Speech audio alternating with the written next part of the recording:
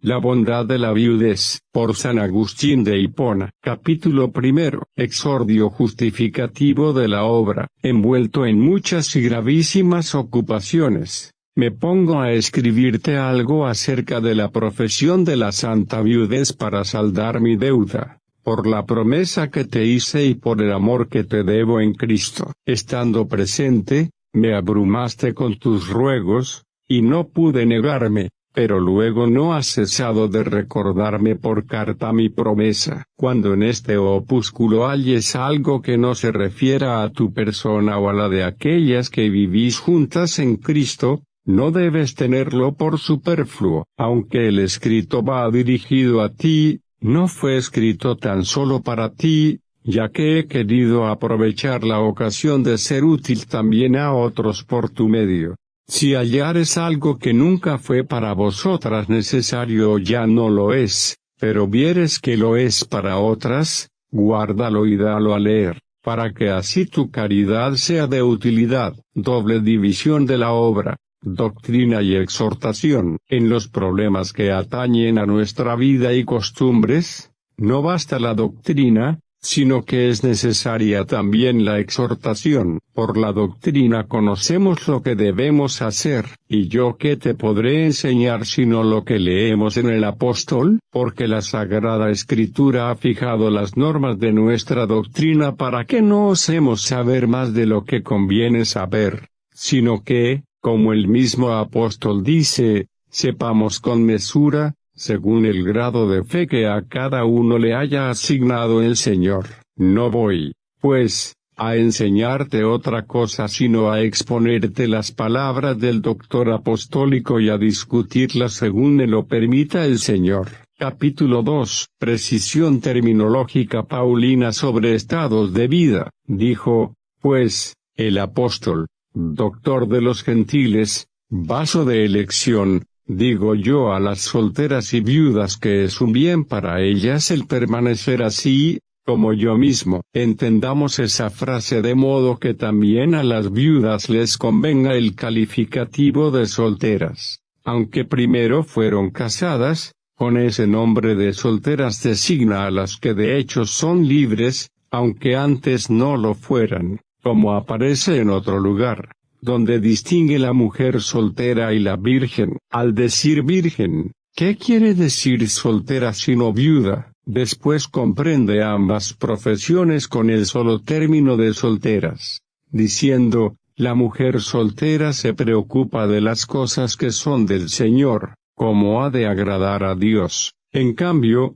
la casada se preocupa de las cosas que son del mundo, como ha de agradar al marido. Por soltera no quiere entender tan solo a la que nunca se casó, sino también a la que por su viudez ha quedado libre del vínculo de las nupcias y ha dejado de ser casada. Casada llama tan solo a la que tiene marido y no a la que lo tuvo y lo perdió. Por eso, toda viuda es soltera, mas como no toda soltera es viuda, pues las hay que son vírgenes, puso los dos nombres, diciendo, digo yo a las solteras y viudas, como si dijera, lo que digo a las solteras, se refiere no tan solo a las vírgenes, sino también a las viudas, es un bien para ellas permanecer así, como yo mismo. Capítulo 3. La bondad de la continencia viudal es mejor que la del matrimonio. Si tienes fe, o, mejor, porque tienes fe, mira que esto es un bien para ti comparándolo con el bien que el apóstol llama suyo. Breve es esta doctrina, y no hemos de desdeñarla por ser breve, sino que hemos de retenerla con mayor amor y facilidad, porque en su brevedad es preciosa. No recomendaría aquí un bien cualquiera, pues lo antepone sin vacilación a la fe de las casadas. Que gran bien sea la fe de las casadas, esto es, de las cónyuges cristianas y religiosas, podemos colegirlo. Hablando el apóstol de evitar el adulterio, al dirigirse a los casados, dice, ¿no sabéis que vuestros cuerpos son miembros de Cristo? Luego es tan grande el bien del matrimonio fiel, que hace a los casados miembros de Cristo. El bien de la continencia viudal es mejor todavía, pero la profesión no puede hacer que la viuda católica sea algo más que miembro de Cristo, sino que tenga un lugar superior al de casada entre los miembros de Cristo. Porque dice el mismo apóstol, así como en un cuerpo tenemos muchos miembros, y no todos los miembros tienen las mismas funciones. Del mismo modo, los muchos somos uno en Cristo, y tenemos diversos dones según la gracia que se nos ha donado. Débito conyugal recíproco. Asimismo, al advertir a los cónyuges que no se nieguen recíprocamente el débito de la unión sexual, no sea que uno de ellos, al negársele el débito, se sienta tentado por Satanás y caiga en adulterio, dice, esto os lo digo como concesión, no como obligación, pues desearía que todos fueran como yo, pero cada uno recibe de Dios su carisma, unos uno y otros otro. Capítulo 4. El matrimonio sacramento justifica concupiscencias inmoderadas. Bien ves que la pureza conyugal y la fe matrimonial del tálamo cristiano es un don de Dios, de tal modo que, aunque la concupiscencia carnal se exceda en su ejercicio más allá de lo que pide la necesidad de engendrar hijos, no se ha de reputar como un mal, sino como digno de condescendencia por el bien de las nupcias. No hablaba el apóstol del casamiento que se realiza con el fin de engendrar hijos, en la fe de la pureza conyugal y en el sacramento del matrimonio, indisoluble mientras ambos cónyuges vivan. Hablaba del inmoderado uso del matrimonio, que se reconoce en la debilidad de los cónyuges y se perdona en gracia al bien de las nupcias. Cuando decía, esto digo como concesión, no como obligación. Dice asimismo, la mujer está ligada mientras viva el marido, si el marido muere, queda libre para casarse con quien quiera, pero en el Señor, más feliz será si permanece así, conforme a mi consejo. Al hablar de este modo, evidencia que la mujer fiel que se vuelve a casar después de muerto su marido es feliz en el Señor, pero que la viuda es más feliz en el mismo Señor. Esto significa, citando las Escrituras no solo con palabras, sino también con testimonios, que Ruth es feliz, pero que Ana es más feliz. La profesión de viudez no condena segundas nupcias. Por tanto, debes saber, ante todo, que por ese bien que tú has elegido no se condenan las segundas nupcias, sino que se les concede un honor inferior, así como el bien de la santa virginidad, que ha preferido tu hija, Demetríade, no condena tus primeras bodas, así tampoco tu viudez condena las segundas. Los herejes catafricas y novacianos se crecieron, y Tertuliano les llenó aún la boca de ruido, no de sabiduría, cuando condena las segundas nupcias con diente venenoso, puesto que el apóstol con mente sobria afirma que son lícitas en absoluto. No te dejes apartar de esta sana doctrina por discusiones de nadie, docto o indocto. No defiendas tu propio bien de manera que lo que no es malo, lo denuncies como malo en otros. Gózate en tu bien tanto más cuanto que ya ves que con él no solo evitas los males, sino que superas algunos bienes. Los males a que me refiero son el adulterio o la fornicación. Capítulo 5. Buena la opción matrimonial, mejor la viudal. De estos males queda muy lejos la que se compromete con un voto libre, y hace no por imperio de ley, sino por consejo de caridad, que ya no sean lícitas cosas que antes lo eran. Un bien es la pureza conyugal, pero un mayor bien es la continencia habitual. Este mayor bien queda honrado al subordinársele el otro bien, pero este bien no queda condenado cuando se alaba al otro mayor bien. Bondad bíblica del matrimonio. Cuando el apóstol recomienda el fruto de los célibes y solteros, porque se preocupan de las cosas que son del Señor, cómo agradarán a Dios, continúa diciendo, esto os lo digo para vuestro bien, no para tenderos un lazo, es decir, no para obligaros, sino mirando a lo que es honesto. Al decir que es honesto el bien de las mujeres célibes, no debemos pensar que por lo mismo es deshonesto el vínculo conyugal, pues en ese caso deberíamos condenar incluso las primeras nupcias, cuando ni los catafrigas, ni los novacianos, ni Tertuliano, su elocuente mantenedor, osaron declararlas torpes. Al decir digo a las solteras y viudas que les es bueno permanecer como yo, puso bueno por mejor, cuando comparamos una cosa con otra y decimos que es mejor que la buena, sin duda también es buena. Pues, ¿qué significa mejor, sino más bueno? No saquemos la conclusión de que es un mal el volver a casarse porque el apóstol dijo les es bueno permanecer como yo. Del mismo modo, cuando el apóstol dice sino mirando a lo que es honesto, no quiere decir que el matrimonio sea deshonesto. Recomendó con ese nombre general de honesto a lo que era más honesto que lo honesto. Pues, ¿qué significa honestiu sino lo que es más honesto? Sin duda, lo que es más honesto es honesto. Abiertamente declaró que un bien era mejor que el otro al decir, quien casa a su hija, hace bien, y quien no la casa, hace mejor, y presentó una felicidad superior a la otra al decir, y más feliz será si permanece así. Quiso llamar honesto a lo que es más honesto que lo honesto, mejor que lo bueno y más feliz que lo feliz. Dios nos libre de llamar torpe a lo que presenta el apóstol Pedro diciendo, maridos, honrad a vuestras esposas como a vaso más frágil y sumiso, como a coherederas de la gracia, y exhortándolas a ellas a que sean sumisas a sus maridos, a ejemplo de Sara. Dice, así se adornaban en otro tiempo las santas mujeres que esperaban en Dios, obedientes a sus maridos, como Sara obedecía a Abraham llamándole Señor, obrando bien y no cediendo a ninguna intimidación.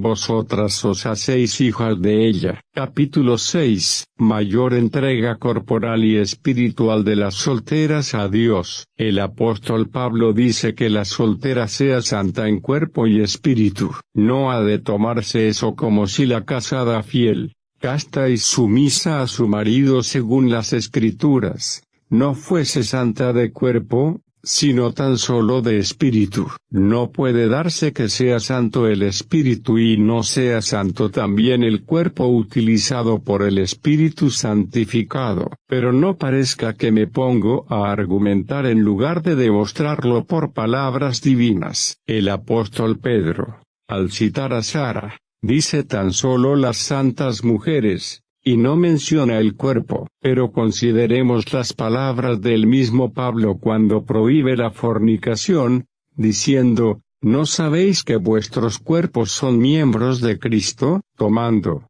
pues, los miembros de Cristo, los convertiré en miembros de meretriz. Dios nos libre. ¿Quién os hará decir que los miembros de Cristo no son santos o separar de los miembros de Cristo el cuerpo de los cristianos casados? Y poco después dice, vuestro cuerpo es templo del Espíritu Santo, que está en vosotros y habéis recibido de Dios, y ya no os pertenecéis, pues habéis sido comprados a un gran precio. Dice que los cuerpos de los cristianos son miembros de Cristo y templo del Espíritu Santo, y, sin duda, quedan comprendidos los cristianos de ambos sexos. Luego, ¿dónde están las casadas? Allí están las solteras, pero se distinguen por sus méritos, como unos miembros son preferidos a otros, aunque ninguno queda separado del cuerpo. Por lo tanto, al decir que la soltera sea santa de cuerpo y de espíritu, quiere dar a entender una mayor santificación corporal y espiritual en las solteras, pero sin privar de la santificación el cuerpo de las casadas. Bondad de la viudez, más excelente que la conyugal. Aprecia, pues, tu bien. O, más bien, recuerda que has aprendido a apreciar más tu propio bien porque hay otro bien inferior al tuyo, y no como si no pudiese ser un bien el tuyo si el otro no fuese un mal o fuese algo. Los ojos corporales tienen un honor muy grande. Este sería menor si ellos solos existieran y no hubiese otros miembros inferiores en el honor. En el mismo cielo, el sol supera a la luna por su luz, no la vitupera, y una estrella se distingue de otra por su gloria, sin apartarse de ella con soberbia. Dios hizo todas las cosas, y he aquí que eran muy buenas, no solo buenas, sino muy buenas,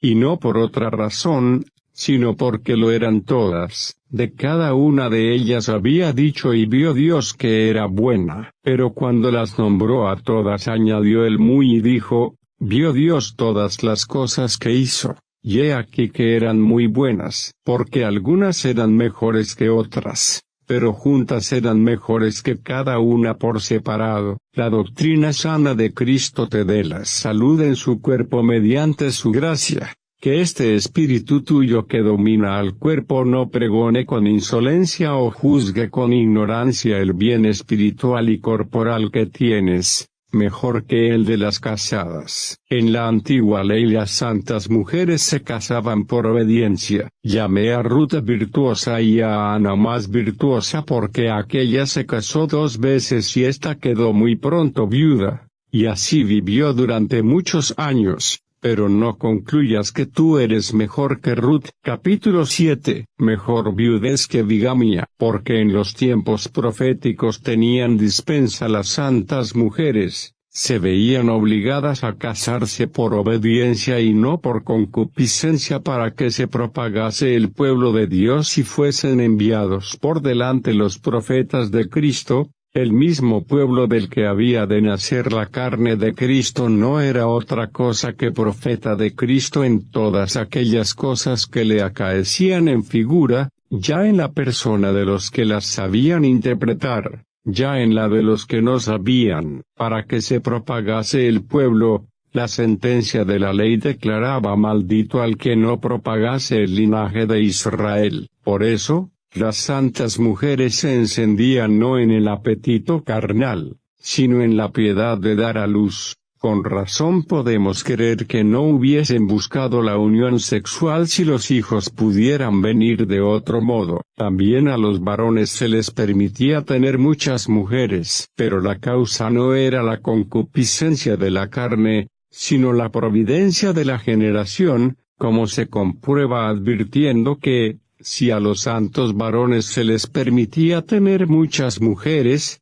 no se les permitía a las santas mujeres tener varios maridos, hubiesen sido tanto más ruines cuanto más hubiesen apetecido lo que no las hacía más fecundas. He ahí porque la virtuosa Ruth, al carecer de la descendencia que era necesaria en Israel, buscó otro marido de quien recibirla al morírsele el primero. Se casó, pues, 2 veces, pero era más virtuosa la viuda Ana, que solo tuvo un marido, porque mereció ser profetisa de Cristo. No tuvo hijos, o por lo menos la Escritura lo dejó sin declarar. Hemos de creer que previó que Cristo iba a nacer de una virgen con el mismo espíritu con que pudo reconocerle cuando era niño. Con razón, pues, rechazó las segundas nupcias aunque carecía de hijos, si es que carecía de ellos. Veía llegado el tiempo en que se serviría a Cristo no con la obligación de parir, sino con el afán de contenerse,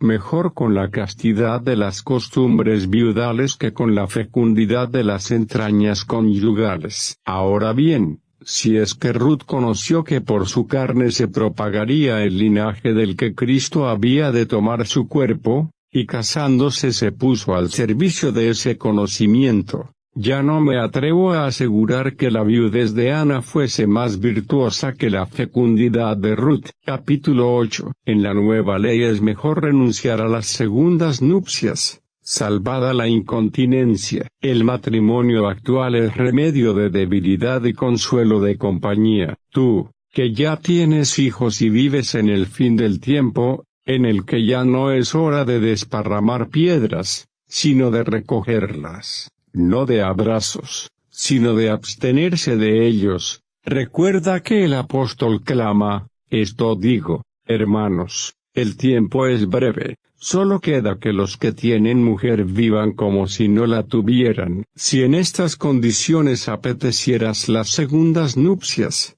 no darías indicios de obsequio a la profecía y a la ley, ni siquiera de deseo carnal de tener hijos, sino solo de incontinencia. Harías lo que advierte el apóstol, al decir: bueno es para ellos, solteros y viudas, si permanecen como yo, añadiendo a continuación: pero si no pueden contenerse, cásense, más vale casarse que abrazarse. Esto dijo para que el mal de la libido desenfrenada no se precipite en la impureza de las perversidades, cuando puede canalizarse en la honestidad de las nupcias. Demos gracias a Dios, porque, aunque no quisiste ser virgen, diste a luz a quien lo es. La virginidad de tu hija ha compensado el menoscabo de tu virginidad. La doctrina cristiana, si la interrogamos con diligencia, nos contesta que en este tiempo incluso las primeras nupcias han de desdeñarse si no obsta el impedimento de la incontinencia. Pues el que dijo: si no pueden contenerse, cásense, pudo haber dicho también: si no tienen hijos, cásense, suponiendo que fuese obligatorio el oficio de propagar los hijos carnales después de la resurrección y predicación de Cristo, como lo era en los primeros tiempos, cuando en todos los pueblos hay tanta abundancia de hijos, han de ser espiritualmente engendrados. Y cuando el apóstol dice: quiero que las más jóvenes, viudas, vuelvan a casarse, tengan hijos y gobiernen la casa, recomienda el bien de las nupcias con sobriedad y autoridad apostólicas, pero no impone, por complacer a la ley, obligación de tener hijos a las jóvenes que comprenden el bien de la continencia. En fin, manifiesta por qué habla así cuando añade: para que no den al enemigo ocasión de escándalo, porque ya hay algunas que se han extraviado en pos de Satanás. Con estas palabras nos da a entender que quiere que se casen. Podrían contenerse mejor que casarse, pero mejor es que se casen y no vayan en pos de Satanás, esto es, miren atrás y caigan y se desmorone aquel su excelente propósito de castidad virginal y vidual. Por ende, las que no se contienen, cásense antes de profesar continencia, antes de hacer votos a Dios, ya que, si no los cumplen, con justicia son condenadas. En otro lugar dice de esas tales: una vez que las pasiones las alejan de Cristo, quieren volver a casarse, haciéndose culpables por haber faltado a la primera fe, es decir, de su propósito de continencia han torcido la voluntad hacia las bodas, faltaron al primer compromiso, porque antes prometieron lo que después se negaron a cumplir con perseverancia. El bien de las nupcias es siempre un bien, pero en otro tiempo, en el pueblo de Dios era obediencia a la ley, mientras que ahora es un remedio a la debilidad, y en algunos casos consuelo de humanidad. No hay que condenar en el hombre la inclinación cuando quiere engendrar hijos, no al estilo de los perros, que se valen de cualesquiera hembras, sino dentro del honesto orden conyugal. Sin embargo, le supera en excelencia el ánimo cristiano, que piensa en las cosas celestiales. Capítulo 9. Con voto de continencia es culpable hasta el deseo de casarse, por incumplimiento del compromiso, no por condena del matrimonio. Dijo el Señor: no todos entienden esta palabra. Por eso, la que pueda entender, entienda; la que no se contenga, cásese; la que no se ha decidido, delibere; la que ya se ha determinado, persevere. No se dé al adversario ninguna ocasión y no se le quite a Cristo ninguna oblación. Si se guarda la pureza en el vínculo conyugal, no hay que temer condenación alguna, pero en la continencia vidual y virginal se busca la excelencia de una obligación superior. Una vez que se logra, se elige y se ofrece con el debido voto, es digno de condenación no solo el contraer nupcias, sino aún el querer casarse, aunque no se contraiga el matrimonio. Para ponerlo de manifiesto, no dijo el apóstol, después que las pasiones las alejan de Cristo, se casan, sino quieren volver a casarse, haciéndose culpables por haber faltado a la primera fe. No se casaron, pero querían casarse. Y no es que se condenen las nupcias, aún las de esas tales, sino que se condena el incumplimiento del compromiso. Se condena la violada fe del voto, no se condena la adopción de un bien inferior, sino la caída de un bien superior. Finalmente, se condena a las tales no porque tardaron en aceptar la fe conyugal, sino porque faltaron a la primera fe. El apóstol, para insinuarlo con brevedad, no quiso decir que quedan condenadas las que se casan después de haber aceptado el compromiso de una superior santidad, y no porque ellas no queden condenadas, sino para que no se creyese que condenaba las mismas nupcias. Solo dijo, quieren volver a casarse, y añade, haciéndose culpables. Y explica por qué, porque faltaron a la primera fe. Así se ve que queda condenada la voluntad que quebrantó el compromiso. Ya se sigan, ya falten realmente las bodas. Capítulo 10. La profesión formal de continencia,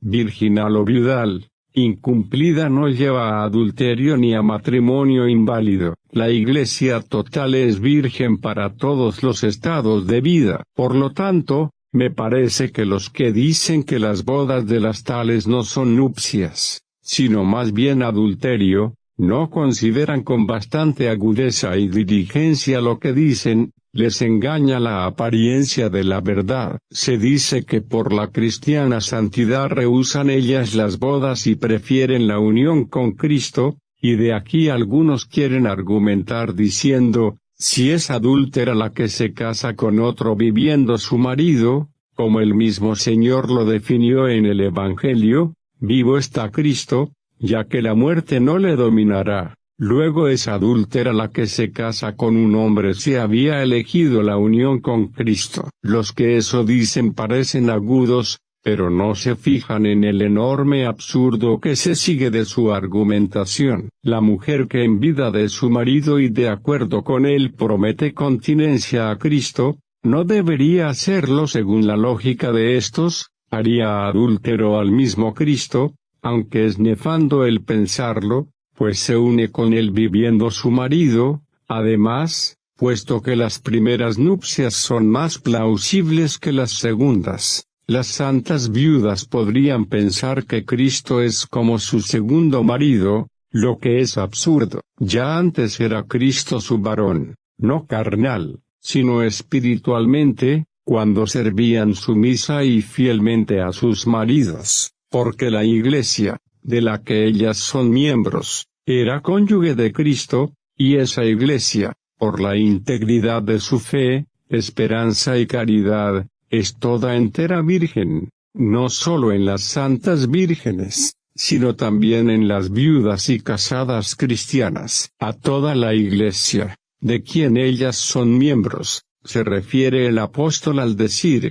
os he desposado a un solo marido para presentaros a Cristo como casta virgen. Sabe él hacer fecunda sin corrupción a su virgen esposa, pues en la misma carne pudo su madre engendrarle sin corrupción. Por esa creencia menos considerada, que estima que no son matrimonios los de esas mujeres que se casan quebrantando su santo compromiso, sobreviene un mal no pequeño. Las mujeres se separan de sus maridos como si fuesen adúlteras y no esposas, y así, mientras se pretende separarlas para que guarden continencia, se hace a sus maridos verdaderos adúlteros, pues viviendo sus mujeres se desposan con otras. Capítulo 11. El voto profesado y quebrantado es subjetivamente peor que el adulterio, pero el matrimonio es bueno. No puedo afirmar que cuando esas mujeres quebrantan su más noble compromiso contraen un adulterio y no un matrimonio.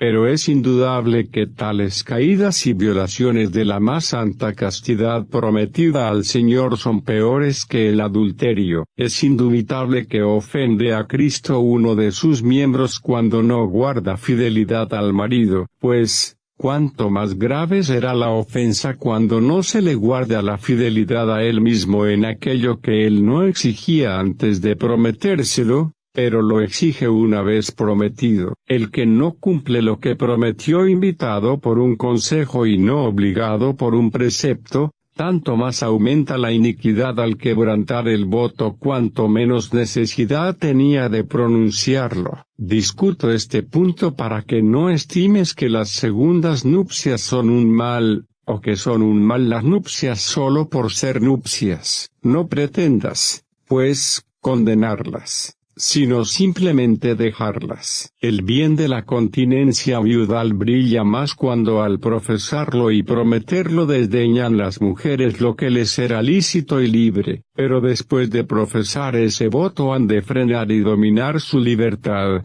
porque ya no les es lícito. Capítulo 12. Bondad, que no más felicidad, de la repetición de nupcias sucesivas. 15. Los hombres suelen preguntar por las terceras y cuartas nupcias y aún por otras ulteriores. Responderé brevemente que no me atrevo a condenar cualesquiera nupcias, ni tampoco a suprimir la vergüenza del número, mas si a alguno le desagrada la brevedad de esta respuesta mía, sepa que estoy pronto a escuchar al discutidor que me reprende. Quizá encuentre alguna razón por la que hayamos de condenar a las terceras nupcias y no a las segundas. Yo, como advertí al principio de esta exposición, no me atrevo a saber más de lo que conviene. ¿Quién soy yo para ponerme a definir lo que, según veo, no definió ni siquiera el apóstol? Dijo simplemente: la mujer está ligada mientras viva su marido,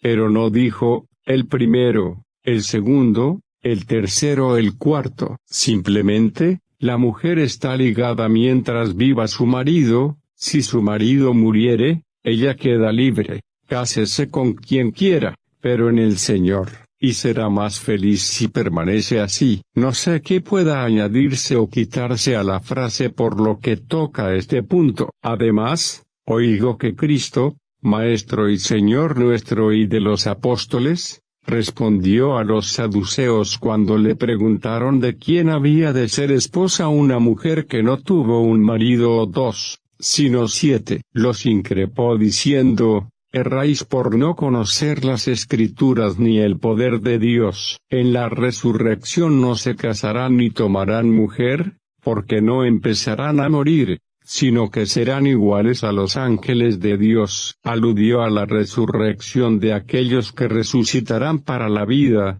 no a la de los que resucitarán para la pena. Podía haber dicho: erráis por no conocer las Escrituras ni el poder de Dios, pues en aquella resurrección no podrán darse esas mujeres de muchos maridos. Y aún podía haber añadido que ninguna de ellas se casaba, pero, según vemos, ni siquiera condenó con su propia sentencia a la mujer de tantos maridos. Sin embargo, no me atrevo a decir, porque me lo impide el sentido del pudor humano, que una mujer se case cuantas veces quiera, según vayan muriendo sus maridos, pero tampoco me atrevo a condenar por mi propia opinión, sin la autoridad de la Santa Escritura, un número cualquiera de nupcias. Lo que digo a la viuda de un marido, lo digo a toda viuda: más feliz serás si permaneces como estás. Capítulo 13. A mayor virtud de continencia, mayor bondad de viudez independientemente del número de nupcias y del tiempo viudal. Suele preguntarse, y no sin agudeza, que digamos si podemos que viuda ha de ser preferida por razón de sus méritos, si la que vivió largo tiempo con un solo marido y luego profesó la continencia, una vez que enviudó y dejó sus hijos criados y salvos, o la que en su adolescencia perdió en 2 años 2 maridos sin tener hijos para su consuelo, y luego hizo voto de continencia y envejeció en esa perseverante santidad. Ejercítense, si pueden, en esto, discutiendo y demostrándonos algo los que aprecian el mérito de las viudas por el número de los maridos y no por las fuerzas para mantener la continencia. Si dicen que la que tuvo un marido ha de anteponerse a la que tuvo 2, deben presentar alguna especial razón o autoridad, no sea que aparezca que anteponen a la virtud del alma no una mayor virtud de alma, sino la felicidad de la carne, porque pertenece a la felicidad de la carne tanto el vivir largo tiempo con el marido como el engendrar hijos. ¿Qué otra cosa fue el vivir largo tiempo con el marido sino felicidad de la carne? Se exaltan los méritos de aquella Ana principalmente porque, habiendo perdido tan pronto a su marido, luchó con la carne durante su prolija edad y triunfó. Y así está escrito, y era Ana la profetisa, hija de Fanuel, de la tribu de Aser, muy avanzada en años, casada en los de su adolescencia, vivió 7 con su marido y permaneció viuda hasta los 84, no se apartaba del templo, sirviendo con ayunos y oraciones noche y día. Ya ves cómo se alaba a la santa viuda, no solo porque tuvo un marido, sino también porque, habiendo vivido pocos años con él en su adolescencia, mantuvo en el servicio piadoso la obligación de su continencia viudal hasta una senectud tan avanzada. Capítulo 14. La piedad sincera. Principal prerrogativa de la viuda santa. Pongamos ante nuestra consideración 3 viudas, cada una de las cuales tenga parte de lo que Ana tenía junto. Pongamos una viuda de un solo marido, pero que carece de la prolongada viudez, porque vivió muchos años con su marido, y que carece también de la piedad afanosa en el servicio con oraciones y ayunos. Pongamos otra que, después de vivir poco tiempo con su primer marido y haber perdido muy pronto al segundo, llega viuda a una avanzada edad, pero que no se entrega tanto al servicio religioso de los ayunos y oraciones. Pongamos, finalmente, una tercera viuda que no solo tuvo 2 maridos, sino que vivió con cada uno de ellos o con uno de los 2 largo tiempo y quedó viuda en su avanzada edad. Si quisiere volver a casarse, podría engendrar hijos, pero profesa la continencia viudal, más atenta a Dios, se preocupa más de agradarle con sus obras, sirviéndole, lo mismo que Ana, con ayunos y oraciones noche y día. Si discutimos cuál de estas sobresale por sus méritos, ¿quién no verá que hay que adjudicarle la palma en este certamen a la piedad mayor y más ferviente? Asimismo, si ponemos otras 3 que tengan 2 de estas cualidades, faltándoles una, ¿quién dudará que la mejor será la que en sus 2 bienes tenga una más piadosa humildad para que sea más alta su piedad? Estimulación a Juliana para ser Ana. A ninguna de estas 6 viudas corresponde tu caso. Si mantienes hasta la senectud ese tu voto, puedes reunir las 3 condiciones en las que sobresalió el mérito de Ana. Un marido tuviste, y no vivió durante mucho tiempo contigo en carne mortal, con tal de que obedezcas al apóstol, que dice, la que es verdaderamente viuda y desolada, esperó en el Señor y persistió en las oraciones noche y día, y evites con sobria vigilancia lo que sigue, pero la licenciosa está muerta en vida. Sin duda que aquellos 3 bienes que fueron de Ana serán también tuyos. Tú tienes los hijos, que ella quizá no tuvo, pero no mereces alabanza por haberlos tenido, sino porque te afanas en criarlos y educarlos en la piedad. Para que te nacieran bastó la fecundidad, para que vivan tienes felicidad, mas su educación es obra de la voluntad y de la autoridad. En lo primero pueden felicitarte los hombres, en lo segundo deben imitarte. Ana conoció, mediante la ciencia profética, a Cristo en brazos de su Madre Virgen. A ti la gracia evangélica te hizo madre de una Virgen de Cristo. Algo ha añadido de su mérito virginal a los méritos de su madre y de su abuela, Proba, esa Santa Virgen que has consagrado a Cristo, aunque ella lo quiso y lo pidió. Algo tenéis cuando la tenéis a ella. Sois en ella lo que no sois en vuestras personas. Para que ella naciera de vosotras subisteis vosotras de perder la virginidad en el matrimonio. Capítulo 15. Síntesis epilogal de menciones y omisiones. No discutiría aquí sobre los méritos diversos de las casadas y de las distintas viudas si hubieras de leer tan solo tú lo que te escribo a ti, mas como en esta materia hay algunas cuestiones muy difíciles, he querido poner algo más de lo que te atañe a ti en atención a algunos que no se tienen por doctos, sino se empeñan en discutir y juzgar los escritos ajenos deshaciéndolos abocados. Quiero además que tú no te contentes con cumplir lo que prometiste y progreses en tu bien,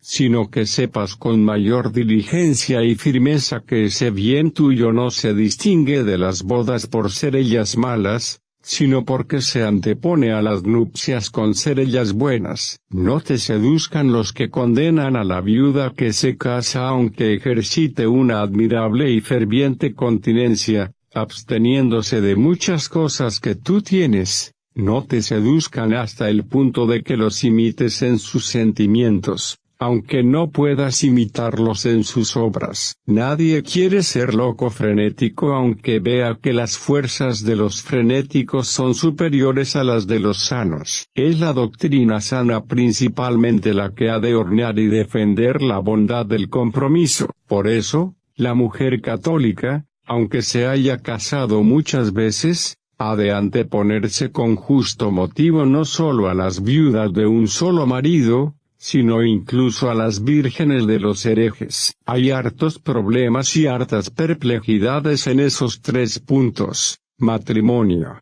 viudez y virginidad. Para penetrarlos y resolverlos en un estudio son precisos mayor atención y más espacio. Solo así lograremos el conocerlos bien, o, si opinamos cosa diferente, Dios nos iluminará. Pero la conclusión que saca el apóstol es esta: al punto a que hemos llegado, nos marcará la dirección. Por lo que toca al tema que aquí tocamos, hemos llegado a anteponer la continencia al matrimonio, y la santa virginidad a la continencia viudal. Hemos aprendido que no hay que condenar, con la alabanza del compromiso nuestro o de los nuestros, ningunas bodas, que no son adulterios, sino bodas. Muchas cosas escribí ya en el libro sobre la bondad del matrimonio, en otro sobre la santa virginidad y en un escrito que compuse con el mayor cuidado que pude,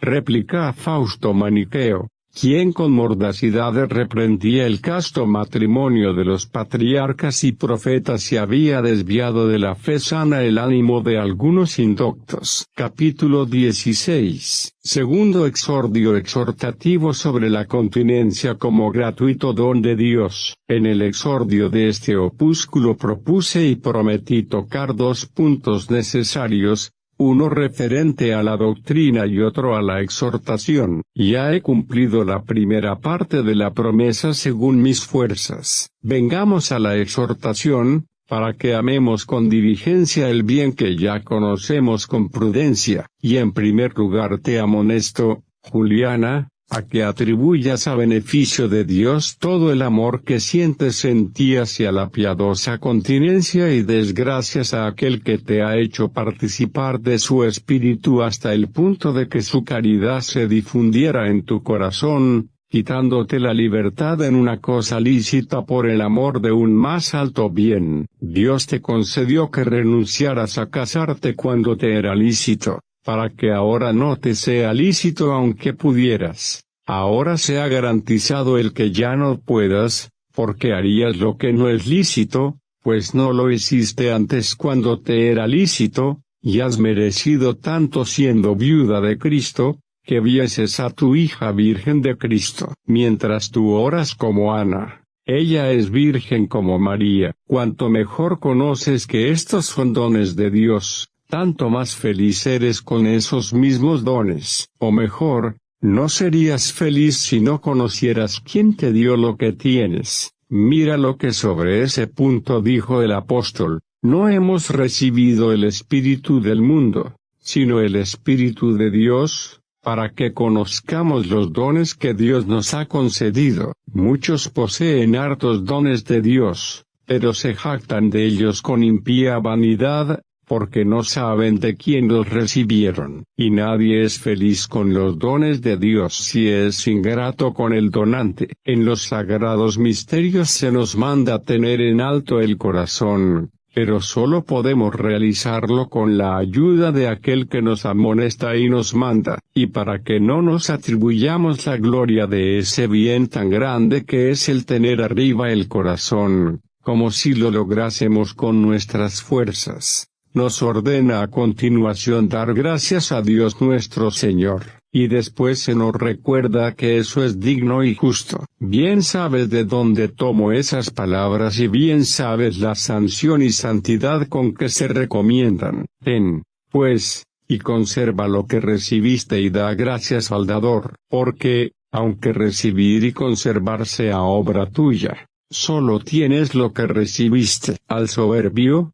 que se jactaba con impiedad de lo que tenía como si lo tuviese de propia cosecha, le dice la verdad por medio del apóstol: ¿qué tienes que no hayas recibido? Y, si lo recibiste, ¿por qué te glorías como si no lo hubieses recibido? Capítulo 17. El don de la gracia no contradice el libre albedrío. Me obligan a hacer esas advertencias ciertos tratadillos vitandos y detestando que por los oídos han empezado a deslizarse en el alma de muchos. Sus autores, hay que decirlo con lágrimas en los ojos, enemigos de la gracia de Cristo, pretenden persuadirnos que no nos es necesaria la oración para no caer en la tentación. Quieren exaltar la libertad humana tanto, que con ella sola podamos cumplir lo que nos manda Dios, aunque Él no nos ayude con su gracia, de donde se sigue que en vano dijo el Señor: vigilad y orad para no caer en tentación, y que en vano digamos todos los días en la misma oración del Padre nuestro: no nos dejes caer en la tentación. Si depende de nuestra facultad el no ser superados por la tentación, ¿por qué hemos de orar para no caer en ella? Hagamos más bien lo que corresponde a nuestra libertad y a nuestro omnímodo poder y riámonos del apóstol, que dice: fiel es Dios, y no permitirá que seáis tentados más de lo que soportáis. Tendríamos que protestar, diciendo: ¿para qué he de pedir a Dios lo que dejó a mi potestad? Dios nos libre de que piense así quien piensa bien. Pidamos, pues, que nos dé Dios lo que nos manda tener. Nos manda que tengamos lo que aún no tenemos para advertirnos de que lo hemos de pedir. Así, al ver que podemos cumplir lo que Él nos mandó, entendamos de dónde hemos recibido el poder, no sea que, hinchados y engreídos, ignoremos los dones que Dios nos otorgó. No destruimos la libertad humana cuando no negamos con ingrata soberbia, sino que predicamos con agradecida piedad la divina gracia que socorre nuestra libertad. Nuestro es el querer, pero la libertad es despertada para que surja, es sanada para que tenga fuerzas, es ampliada para que tenga capacidad y es llenada para que contenga. Si no tuviésemos querer, no recibiríamos los dones ni los poseeríamos. ¿Quién poseería la continencia, para hablar de ella mejor que de los otros dones de Dios, pues de ella estamos tratando? ¿Quién la poseería si no tuviese querer? Nadie la recibiría sino queriendo. Pero si preguntas quién la da, para que nuestra voluntad pueda recibirla y poseerla,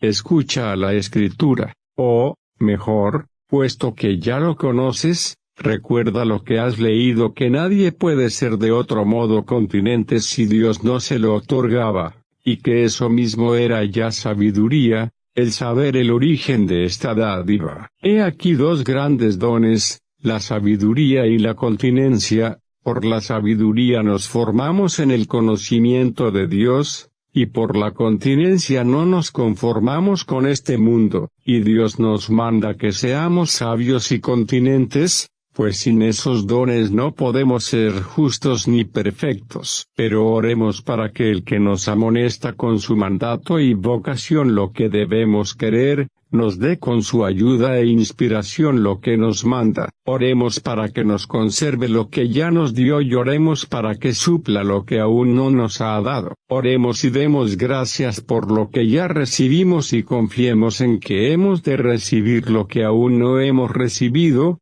pues no somos ingratos a lo ya recibido. El que dio a los cristianos casados el abstenerse del adulterio y la fornicación, dio también a las santas vírgenes y viudas el abstenerse de toda unión carnal, virtud que con propiedad se denomina integridad o continencia. ¿O acaso nos da Él la continencia, y tenemos de nuestra cosecha la sabiduría? Entonces, ¿por qué nos dice el apóstol Santiago, si alguno de vosotros necesita la sabiduría, pídala a Dios, que da a todos en abundancia y sin reproche, y le será otorgada? Pero, con la ayuda de Dios, ya he discutido mucho ese punto en otros de mis opúsculos, y aún lo volveré a tocar, en cuanto Dios me ayude, cuando surja otra oportunidad. Capítulo 18. Hasta la habilidad para exhortar proviene de la gracia. He querido tocar ese problema en atención a algunos hermanos muy amigos y queridos míos que se ven envueltos en el error,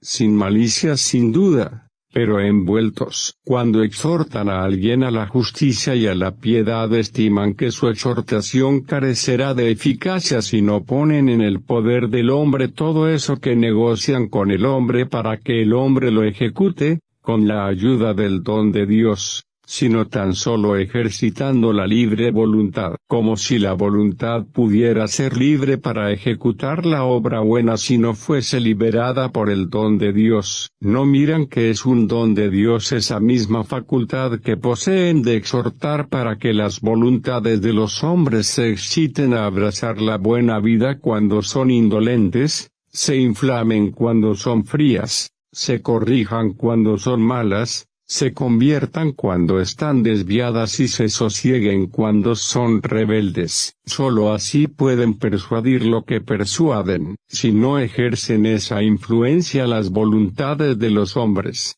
¿qué es lo que hacen? ¿Para qué hablan? Déjenlas a su libertad. Pero, si ejercen esa influencia, ¿podrá el hombre con su palabra influir tanto en la voluntad del hombre y no podrá Dios influir nada con su ayuda? Por el contrario, aunque el hombre goce de un extraordinario poder de la palabra, de modo que con su agudeza en el discutir y su suavidad en el decir siembre en la voluntad humana la verdad, nutra la caridad, arranque el error con su doctrina y la indolencia con su exhortación. Con todo, ni el que planta es algo ni el que riega, sino Dios, que da el incremento. En vano lo tramaría todo operario desde el exterior si el Creador no obrase calladamente desde el interior. Espero, pues, que por el mérito de vuestra excelencia irá pronto esta carta a manos de los tales,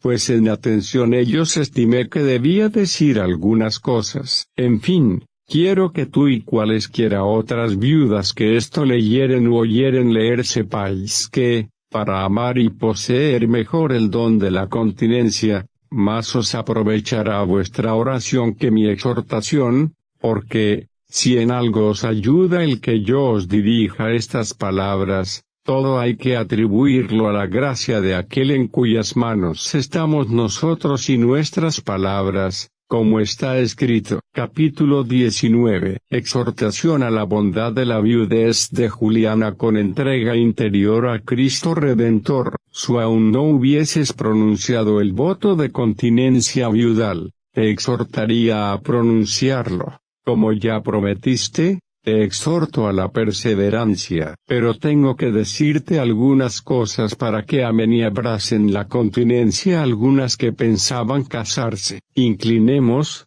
pues, el oído al apóstol, que dice, la que está soltera se preocupa de las cosas del Señor para ser santa en cuerpo y espíritu. En cambio, la casada se preocupa de las cosas del mundo, como ha de agradar al marido. No dice, se preocupa de las cosas del mundo para no ser santa, pero ciertamente la santidad conyugal es inferior por esa parte de las preocupaciones con que piensa en el deleite mundano. Esa atención que hay que poner en las cosas para agradar al marido, debe en cierto modo la soltera cristiana recogerla y reconducirla a la atención con que ha de agradar a Dios. Y mira a quien agrada la que agrada al Señor, tanto más feliz será cuanto más le agrade. En cambio, cuanto más piensa en las cosas del mundo, tanto menos le agrada. Agradad, pues, con toda la atención al que es más hermoso por su forma que todos los hijos de los hombres. Le agradáis por la gracia que tiene, y que se ha derramado en sus labios. Agradadle aún con esa parte del pensamiento que había de ocuparse en las cosas del mundo para agrada a un marido. Agradad a aquel que desagradó al mundo para que los que le agradan se libren del mundo, siendo más hermoso por su forma que todos los hijos de los hombres. Le vieron los hombres en la cruz de la pasión, y no tenía belleza ni gracia, sino que estaba abatido su rostro y era deforme su compostura. Pero de esta deformidad de vuestro Redentor manó el precio de vuestra hermosura interior, porque toda la belleza de la hija del Rey es interior. Agradadle con esa hermosura, componed esa hermosura con estudiado afán y con pensamiento solícito. No ama él pinturas y falacias. La verdad se deleita con lo verdadero, y él, si recordáis lo que habéis leído, se llama la verdad al decir, yo soy el camino, la verdad y la vida, corred por él hacia él, agradadle a él en lo que es de él, vivid con él, en él y de él, con afectos verdaderos y con santa castidad amad el ser amadas por un tal varón, ejemplaridad laudable de toda la familia anicia. Escuche también esto el oído interior de esa santa Virgen, hija tuya, Demetríade. Cuánto ha de precederte ella en el reino de aquel rey es otra cuestión. De todos modos, habéis hallado a quien habéis de agradar con la hermosura de la castidad juntas la madre y la hija, desdeñando las bodas, tú las segundas y ella todas. Si ambas tuvieseis maridos a quienes agradar, quizás sentirías rubor de adornarte como tu hija, mas ahora no sientes rubor de hacer obras que os adornen a las dos, porque no es penable, sino glorioso, el que ambas seáis amadas por el mismo varón. Quizá no usaríais ya el blanco, el colorete y las pinturas postizas aunque tuvieseis maridos, estimando ser indigno de ellos el que los engañéis y de vosotras el tener que engañarlos. Ahora agradad juntas, uníos juntas con sinceridad a aquel rey que desea la hermosura de su única esposa, cuyos miembros sois vosotras. Uníos, tu hija con la integridad virginal, tú con la continencia viudal, y ambas con la hermosura espiritual. En esa hermosura os acompaña también la abuela de la muchacha, suegra tuya, Proba, que, sin duda, es ya muy anciana, pero mientras la caridad de su vida anterior siga extendiendo hacia adelante el vigor de esa hermosura, no pone en ella arrugas la ancianidad. Con vosotras tenéis a la santa anciana, en familia y en Cristo, para consultarla acerca de la perseverancia, cómo hay que pelear con aquella o en aquella tentación, qué se ha de hacer para vencerla con facilidad, qué defensas hay que procurar para que no vuelva a deslizarse. Si llegase el caso, os enseñará, pues el tiempo la ha confirmado en su ciencia, es benévola por el amor, solicita por la piedad y está asegurada por la edad. Tú principalmente consulta en tales casos a la que tiene tanta experiencia, porque vuestra hija canta aquel cántico que, según el Apocalipsis, no pueden cantar sino las vírgenes. La anciana ora por vosotras dos con más solicitud que por sí misma, pero más todavía por la nieta, a quien queda aún mayor espacio de tentaciones que vencer. A ti te ve más cerca de su ancianidad y madre de esa hija. Yo estimo que, si vieses casada a la muchacha, aunque eso ya no le es lícito, y Dios le libre de ello, te avergonzarías de dar a luz a la vez que ella. ¿Cuánto te resta de peligrosa edad?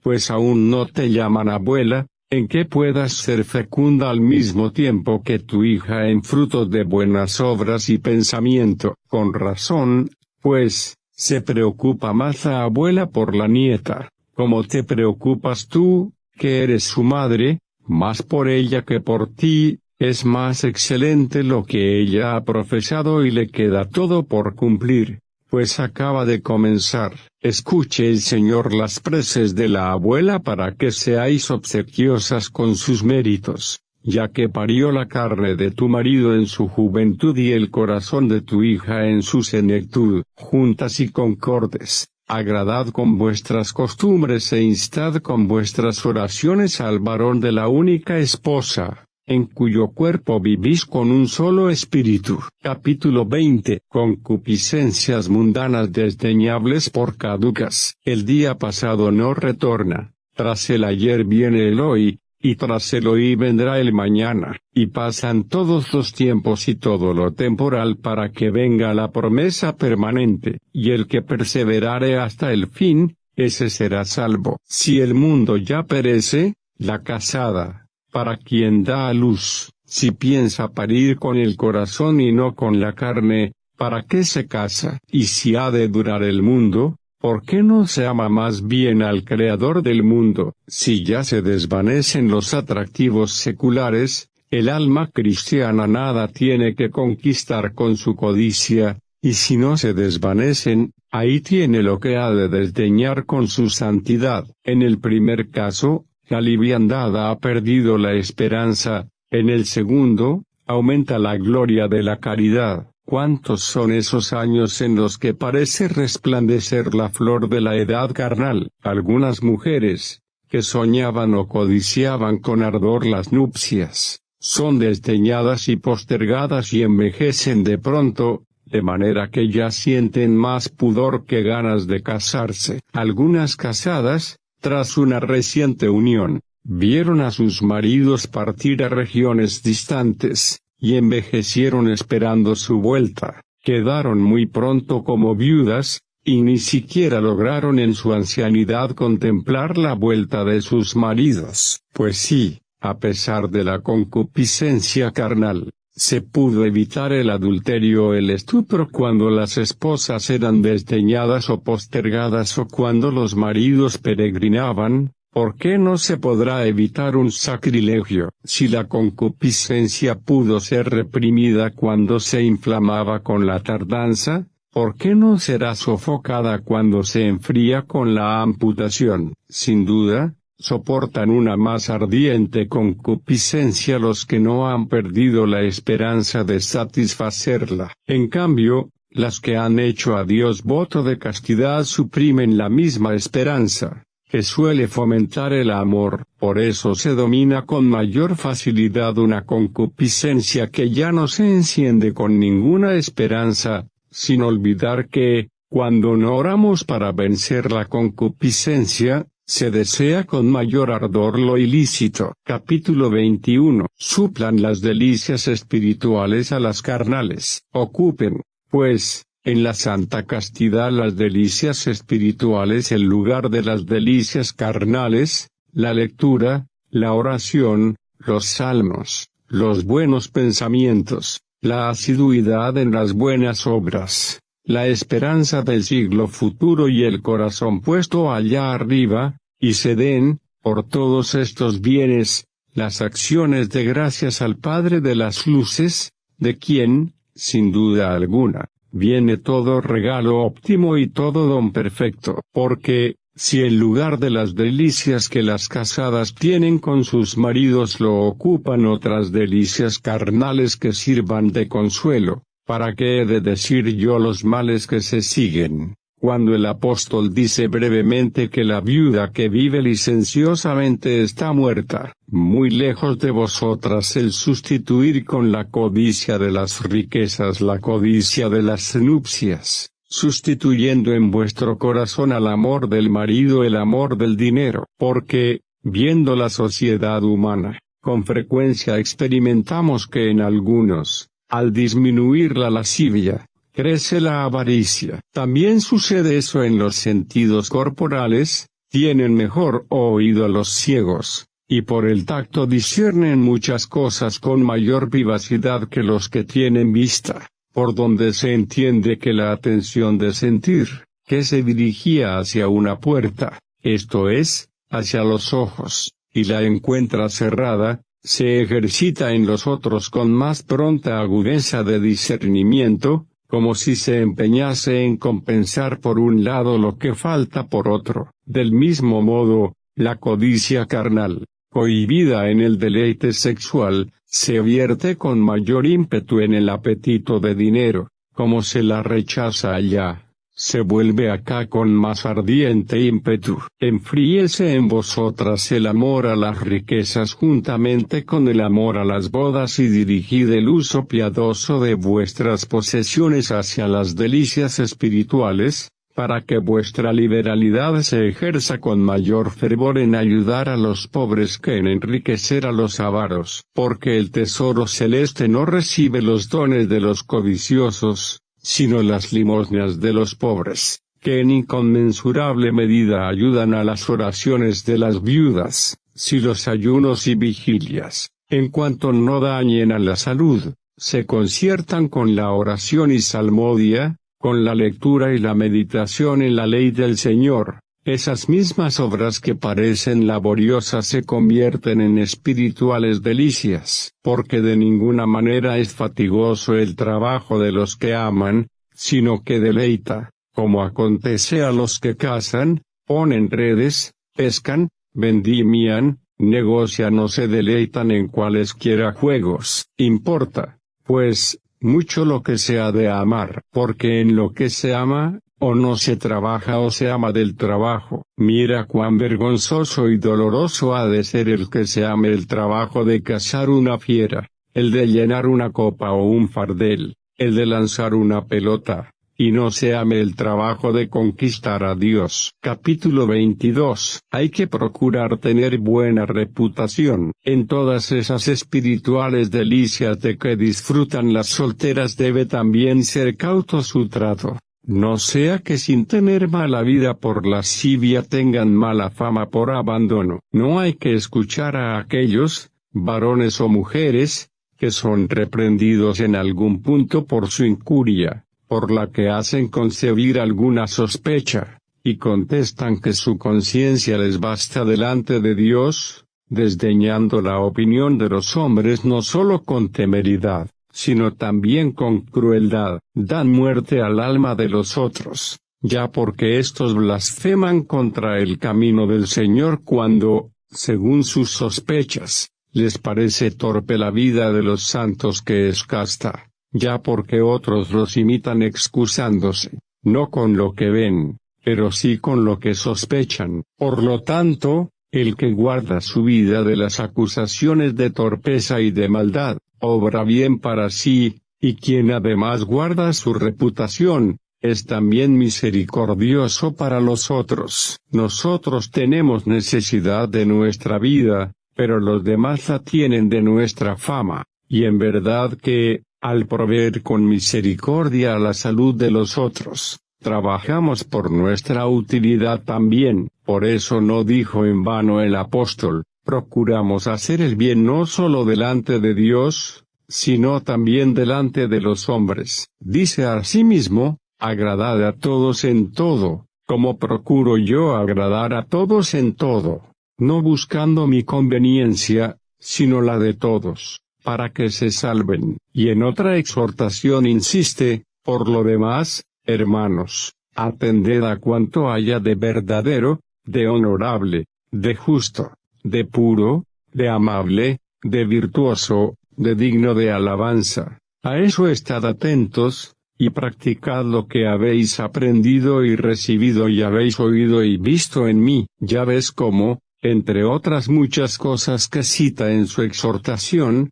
no descuida ponerlo digno de alabanza. En 2 palabras encierra todo al decir, virtud y alabanza, porque a la virtud pertenecen los bienes que antes mencioné, mientras que la fama se refiere a la alabanza. Estimo que no tenía en mucho el apóstol la alabanza de los hombres cuando nos dice en otro lugar, en cuanto a mí, muy poco me da de ser juzgado por vosotros o por cualquier tribunal humano. Y en otro lugar dice, si tratase de agradar a los hombres, no sería siervo de Cristo. Y también, porque mi gloria es esta, el testimonio de mi conciencia. Retenía esos 2 bienes, la buena vida y la buena fama, o para ser más breve, la virtud y la alabanza, lo uno con sabiduría, en atención a su propia persona, y lo otro con misericordia, en atención a los demás. Pero aún la mayor cautela no podrá evitar del todo las malas sospechas. Por eso, una vez que hemos trabajado lo que hemos podido por mantener nuestra reputación, si todavía quedan algunos que se empeñan en difamarnos fingiendo o creyendo el mal, nos queda el consuelo de nuestra conciencia y también el gozo de que nuestro galardón será grande en el cielo, puesto que los hombres hablan harto mal de nosotros mientras vivimos piadosa y justamente. Ese galardón es como el estipendio de los que pelean con las armas de la justicia no solo a la derecha, sino también a la izquierda, es decir, con gloria o ignominia, con mala o buena fama. Capítulo 23. Perseverancia y exhortación a la vida consagrada en viudez y virginidad. Seguid, pues, viudas y vírgenes, vuestra carrera y perseverad corriendo hasta la meta, y con el ejemplo de vuestra vida y con la palabra de vuestra exhortación arrastrad en vuestra carrera a cuantas podáis. No os aparte de vuestro afán, con el que invitáis a muchas a que os imiten.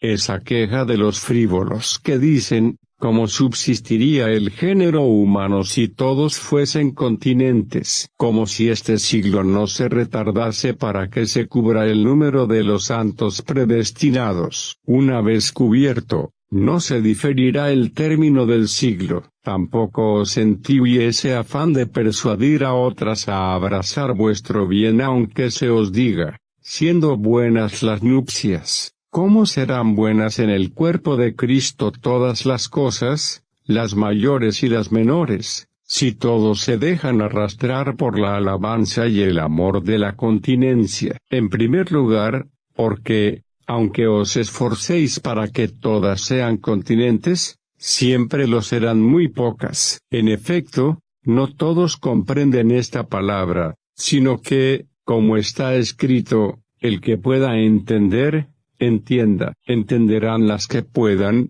si esto se pregona aún a las que no entienden. En segundo lugar, no debemos temer que por ventura lo entiendan todas, y entonces falte en el cuerpo de Cristo alguno de los bienes menores, esto es, la vida conyugal. Porque, si todas lo entendieren y todas abrazaren la continencia, deberemos creer que eso mismo estaba predestinado, de modo que los bienes conyugales habrán satisfecho ya el número de sus miembros, pues en tanta cantidad han pasado ya de esta vida a la otra. Porque, si ahora todas fuesen continentes, no por eso se dará el honor de las continentes a las que ya guardaron en el granero del Señor su fruto de 30.